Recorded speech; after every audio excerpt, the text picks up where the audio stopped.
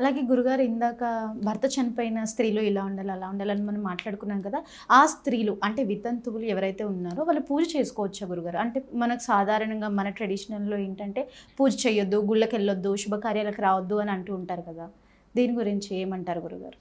నానా చిత్తశుద్ధి లేని శివ పూజ లేలా, ఆత్మశుద్ధి లేని ఆచారమది ఎలా, భాండశుద్ధి లేని పాకమది ఎలా.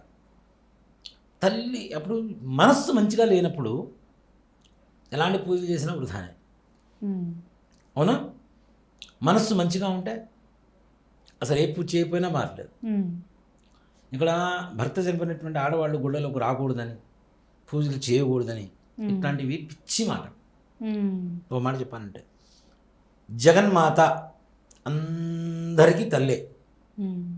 ఇందాక మనం చెప్పుకున్నట్టు సమస్త జీవకోటికి మాతృస్వరూపం తల్లి జగన్మాత. ఆవిడ పూజ చేయకూడదని ఎట్లా చెప్తారు నాన్న? ఎట్లా చెప్తాం? తప్పు కదా అది. కాబట్టి భర్త చనిపోయినా సరే గుళ్ళకి రావచ్చు, చక్కగా పూజలు చేసుకోవచ్చు, వాళ్ళ గోత్రనామాలతో పూజ చేయించవచ్చు.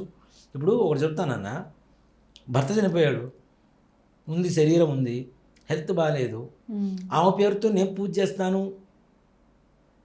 అంటే ఆమెకి ఎట్లా ఫలితం వస్తుంది? హెల్త్ బాగుండకపోతే ఆమె శరీరానికే కదా ట్రీట్మెంట్ చేయాల్సింది. నేను హాస్పిటల్కి వెళ్తాను, మా అమ్మ ఇంట్లో ఉంటుంది అంటే అది ఎంతవరకు కరెక్ట్? అది అవునా కదా?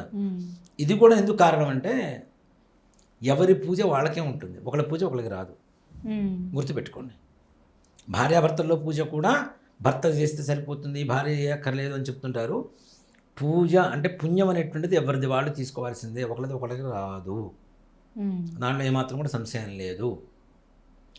భార్య తప్పనిసరిగా పక్కన ఎందుకు ఉండాలి మనకి అంటే, వీడి పుణ్యం వీడిదే, ఆవిడ పుణ్యం ఆవిడదే. అందుకనే వివాహంలో కూడా ధర్మేచ, అర్థేచ, కామేచ మూడే చెప్పిస్తారు. మోక్షేచ లేదు అసలు. ఈ మూడే త్వయేష నా అతిచరామి అని చెప్పి అబ్బాయితో చెప్పిస్తారు. త్వయేష అంటే త్వయి అంటే మూడు, ధర్మము, అర్థము, కామము. ఈ మూడిట్లోనే మోక్షం ఎవరిది వాళ్ళకే.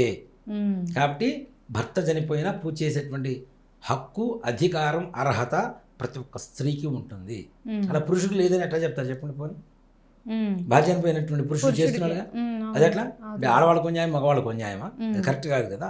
ఇద్దరు సమానమే కాబట్టి దాంట్లో ఏ రకమైనటువంటి ఇబ్బంది లేదు, చక్కగా ఇద్దరు పూజ చేసుకోవచ్చు.